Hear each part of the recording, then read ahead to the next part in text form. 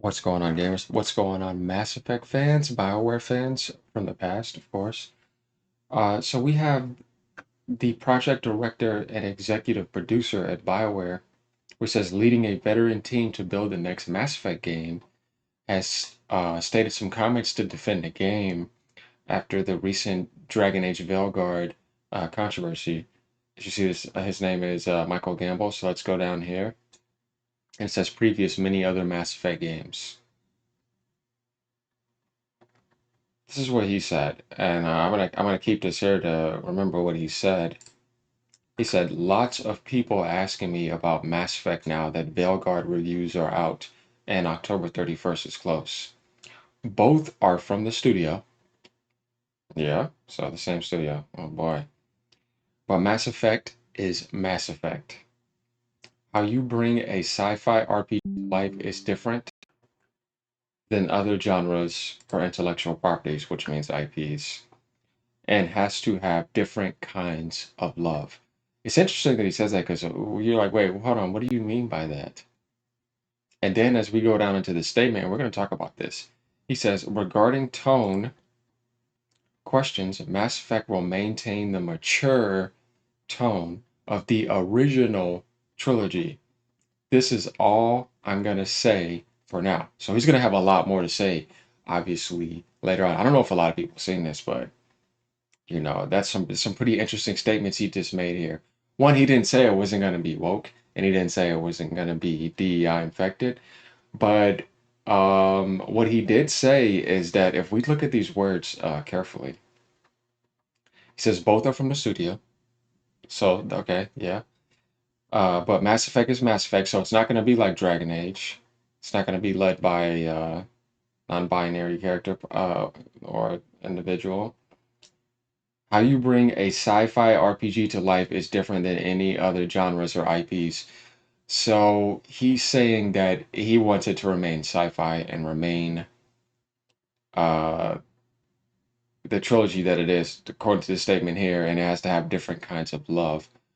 That's just an interesting statement because it's like you should want to love every single one of your IPs, like period. Just it's a weird statement. And that's why he says regarding tone questions, Mass Effect will maintain a mature tone. So, there's a lot of people saying that Veilguard looks like some kiddie cartoony mobile game, right? And that the art's just weird, right?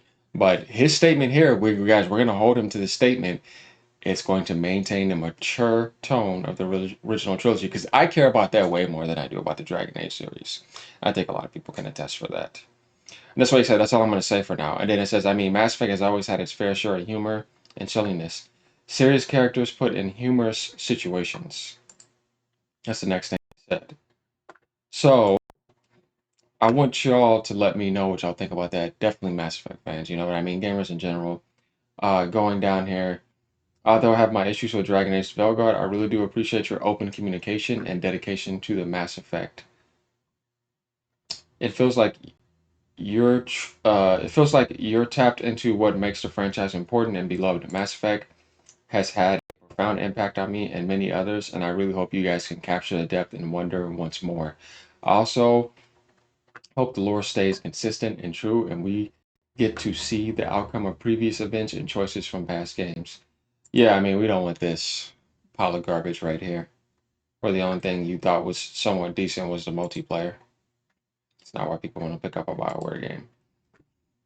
So my thing with this is that first I need to see where it's going. And then you got a lot of people saying that Belgrade is the end of Bioware. It's like, no, it's not. They still have to do this. So I think this is going to be the nail in the coffin if they screw this up. They can't screw it up. But knowing that he said that both are from the studio, it's like, oh. But, like I said, well, we have a lot to see here because the Bioware that I know, man, that we all know, let's think about it, y'all. And I've told this to people before. Do y'all remember Jade Empire? 89 meta, right? And we're talking about Baldur's Gate 3. Oh, yeah, just woke up typing like shit right here. Original Baldur's Gate games, that's a 95 meta right here if we look at Baldur's Gate 2. And then the other bars get 90 meta. Then we look at, a Mass Effect 87, Mass Effect 2 96, 93, Star Wars The Old Republic, right, 94. I mean, Bioware was epic back then. So they're gonna have to do that with Mass Effect in order to survive. Like, at least high 80 metas, right? And I need to blow it off the map. But let's see what happens with this DEI woke nonsense. So we're gonna figure that out. But like, subscribe, y'all. I'm gonna be doing this for years to go. I'm always gonna be exposing this garbage in our industry till we get it out. Gonna be epic gaming content, streaming, all that. Let me know what y'all think. Like I said, comment. I would like to hear from y'all as old Mass Effect fans because I love the trilogy. And I really hope he means what he says. We're gonna find out. But in the world today infected with this nonsense, this is what I have to say is that I'm gonna have to wait because as we go down, actually before I end this, yeah, this is essentially before we go down, he's over here saying Digital Foundry tomorrow. My Dragon Age review will be up soon, delayed a bit, but it's short, it's great. My headline will bring back Bioware's confidence. He's retweeting this, and it's like we all know that's not true. Then he retweets this 10 from Veilguard, which we know is a pile of lies. 3 playthroughs after 100 hours and 3 playthroughs.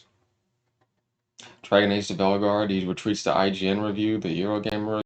I mean, I guess this is what you're supposed to do because you work there, but um, yeah, we're gonna see about that. But all right, y'all. Peace out. Have a great day, evening, night, wherever you are in the world.